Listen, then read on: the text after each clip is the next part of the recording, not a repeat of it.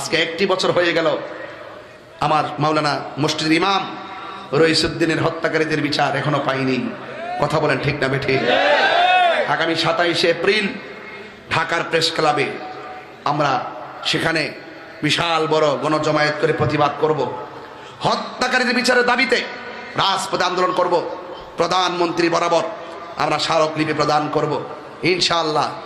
এই আল্লামা শহীদ রইসুদ্দিন হত্যাকারীদেরকে শনাক্ত এবং গ্রেফতারের মাধ্যমে দৃষ্টান্তমূলক শাস্তির মাধ্যমে এই দেশে নীতি ইনসাফ কায়েম হবে এই প্রত্যাশাই রাখি।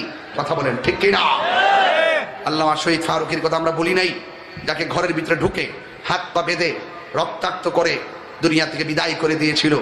ভাগ্যের নির্মম পরিহাস, সংসদে যাইতে পারি নাই, গেলে এই সমস্ত কথাগুলো সর্বাগ্রে বলতাম।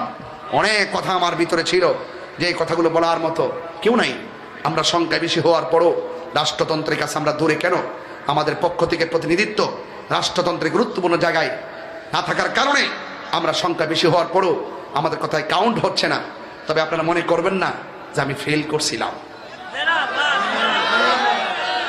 কখনো মোমবাতিরা আছে আসেনি,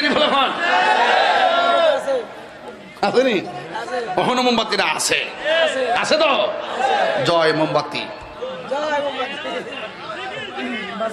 আর রাউস না আমার আমার দুঃখ করে তো কই তুই বলিস না, কইলে হাত পাতলাই ভুন্ডে।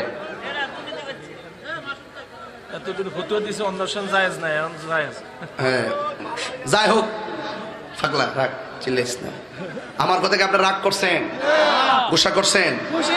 একটা লোক তো দরকার আছে না, চিন নাও, যাক অসুবিধা নাই। তবে আমরা দেশের জন্য হুমকি না, আমরা সার্বভৌমত্বের জন্য হুমকি না, ধর্মের জন্য হুমকি না। বরং আমরা যদি থাকি তাহলে দেশপ্রেমিক যারা যারা সার্বভৌমত্ব সুরক্ষার কথা বলে, দেশদ্রোহীদের বিপরীতে আমরা তাদের সহায়ক হিসাবে কাজ করতে পারবো। পারবো কিনা বলেন? সব কথা আর না হয় ভেঙে নাই বললাম, বুঝে নিবেন। ভালো থাকবেন, সুস্থ থাকবেন। আসেন, আকাশের মনটা বেশি ভালো না। বাড়ি থেকে ফোন দিছে, ঝড় তুফান হচ্ছে। লাখাই ফোন দিছে আজগিরিগঞ্জ, মারাত্মক শিলা বৃষ্টি পড়তেছে, নাকি শিলা বৃষ্টি পড়তেছে, তার কাছে ফোন আসছে। এখন দেখেন আল্লাহ পাক এত মেহেরবানি করছে। হাজীগঞ্জ রাত্র বাজে 1:30, ভাই সাহেব বৃষ্টির লেশ মাত্র নাই। আমার লাইফ থেকে তো মানুষ কইব করোনাটা গীতা মিকাইল গীতা হলে আমাদের এসিলা বৃষ্টি বাড়াইতেছে।